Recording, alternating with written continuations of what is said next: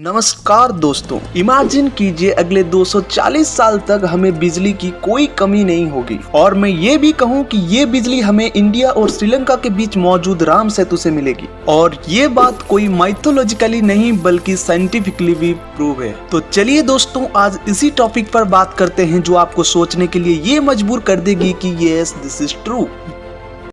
Today, at 15:45 hours, India conducted 3 underground nuclear tests in the Pokhran Range.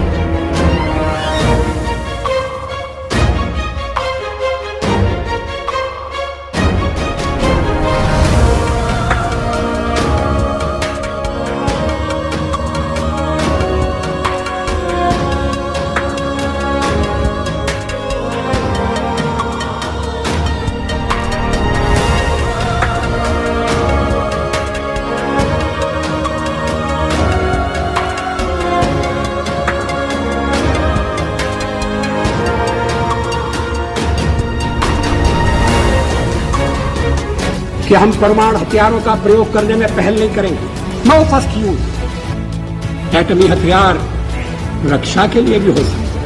ये कहानी शुरू होता है आज से करीब 25 साल पहले, जब हमारे देश ने पोखरान 2 की परीक्षण किया था इन 1998। तब अमेरिका ने हमारे देश को यूरेनियम देना बंद कर दिया। सिर्फ यही नहीं बल्कि अमेरिका ने हर इंडियन कंपनी को अमेरिका पे घुसने पर रोक लगा दी। इसके पीछे का रीजन ये है कि अमेरिका ये कभी नहीं चाहता था कि भारत भी आगे बढ़े साइंस और डिफेंस सिस्टम में। यहाँ पर मैं आपको बता दूं कि uranium is a highly radio active element है जो कि स्पेशली यूज होता है एटॉमिक रिएक्शन से निकलते हुए पावरफुल रेज को कंट्रोल करने के लिए। फिर आया साल 2008, जबकि अमेरिका ने अगेन भारत को यूरेनियम 235 देने की बात कही और ये deal India United States civil nuclear agreement नाम पे जाना जाता है। अब हमारे current prime minister mister Manmohan Singh ji ने इसी डील को भारत के बड़ी उपलब्धि बताया, जब इसके पीछे की कहानी कुछ और थे। हम और डीप में जाए तो ये पता चलता है कि अमेरिका इसी डील को इसीलिए किया था क्योंकि इसके बदले अमेरिका भारत के राम सेतु के एरिया को ले सके।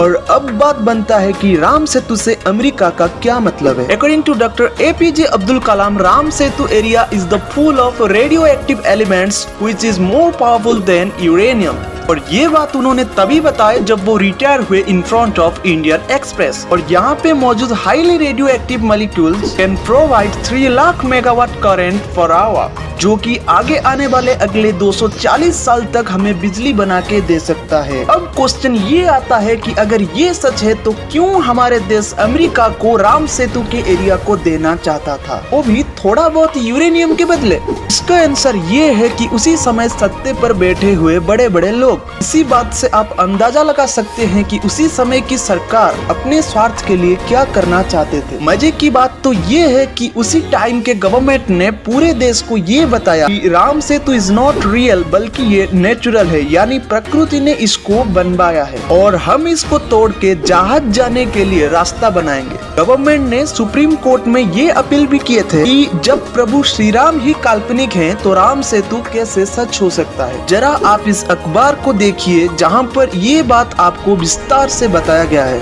अब आता है टर्निंग पॉइंट, जहां आप इंडियन एक्सप्रेस की एक अखबार को देखिए। यहाँ पर नासा ने खुद ये कहा कि Ram Setu is man made, यानी इसको प्रकृति ने नहीं कोई इंसान ने बनाया है। और ये भी बताया कि साल 1480 से पहले इसी नाली के ऊपर भारत और श्रीलंका के लोग व्यापार के लिए सामान ले जाया करते थे। अब जाके ये बात थमी कि राम सेतु को तोड़ा नहीं जा सकता। अब आप थोड़ा सोचिए कि राम सेतु और प्रभु श्री राम, जिनको हमारे समाज में एक मर्यादा पुरुष माना जाता है और ना जाने करोड़ों लोगों की आस्था और विश्वास के प्रतीक रामायण को हमारे देश के कुछ लोग फेक बताने लगे पड़े थे।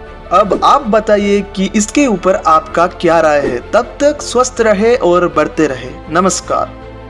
13 तारीख को दोबारा न्यूक्लियर टेस्ट करके दुनिया को बता दिया हम झुकने वाले लोग हैं। जब आप एक देश के रूप में मजबूत होते हैं, आप सबके साथ शांतिपूर्ण रह भी सकते हैं।